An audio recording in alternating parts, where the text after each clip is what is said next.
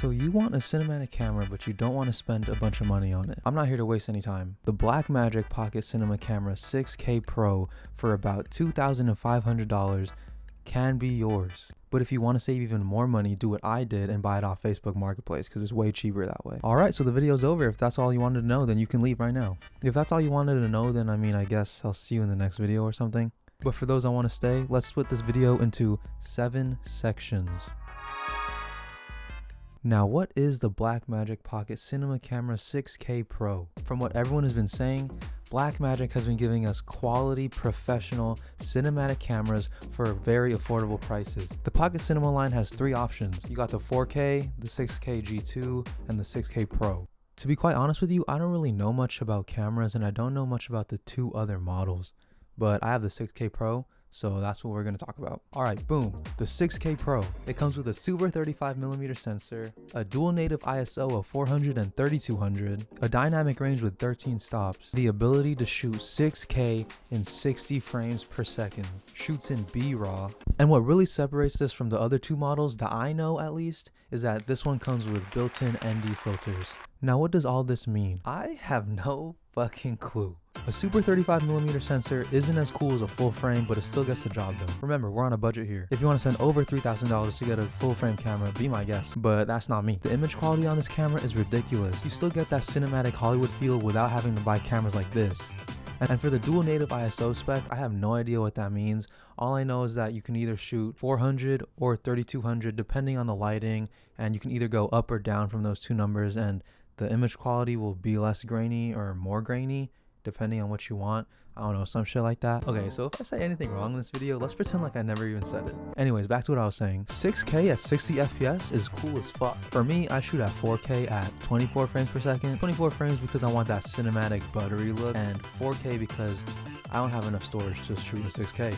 It's just really fucking big. I don't know too much about B-RAW, but supposedly it's kind of like log where everything's all gray and then that helps you color grade everything better and stuff, but you still need to have the right exposure and everything. If you're worried about color grading, you can always just use LUTs. That's what I do. It's super cheat code, especially if you're a beginner like me. You can even download LUTs into the camera so you can see what your footage looks like while you're shooting. The ND filters is really what made me buy this camera, just because I don't want to buy extra ND filters and have to switch them out between shoots and have to buy like a removable ND filter set or a matte box just to fit ND slides. So being able to change the ND filter with a click of a button makes shooting so much easier. Now, why would you choose the Blackmagic Pocket Cinema Camera 6K Pro? This camera is so user-friendly, it's actually cheat code. Like, I kind of know my way around a camera, kind of, but this camera's menu system makes everything so much easier. You could never touch a camera in your entire life and you can still figure out this menu system in less than 30 minutes. Like, I'm not even joking. You have other camera brands like Sony and Fujifilm,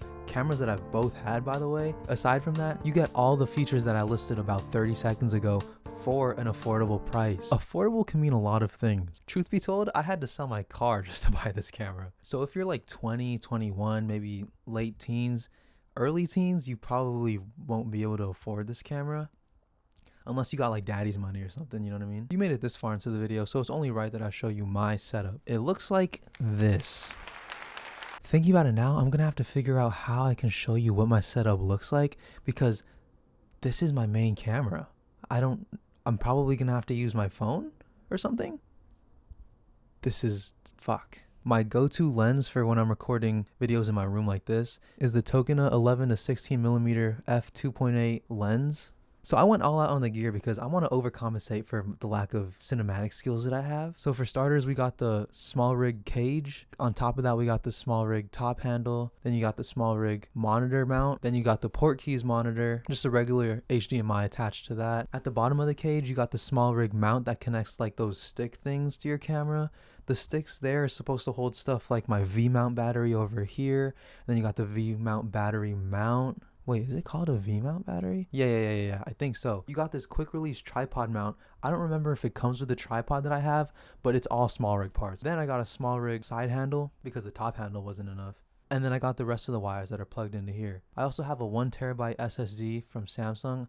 I believe it's the T7. Alright, now pros and cons. There are a lot of pros for this camera. At this point, this should be sponsored, but it's not because I just make videos in my room. But anyways, it's affordable, it's user-friendly, and the image quality is just really, really good. I honestly like the way that this camera's image quality looks compared to the FX3, which a lot of people compare this camera to, I guess. And I guess that kind of makes sense because they're kind of the same price. Now let's talk about the cons. But number one, this camera is huge as fuck.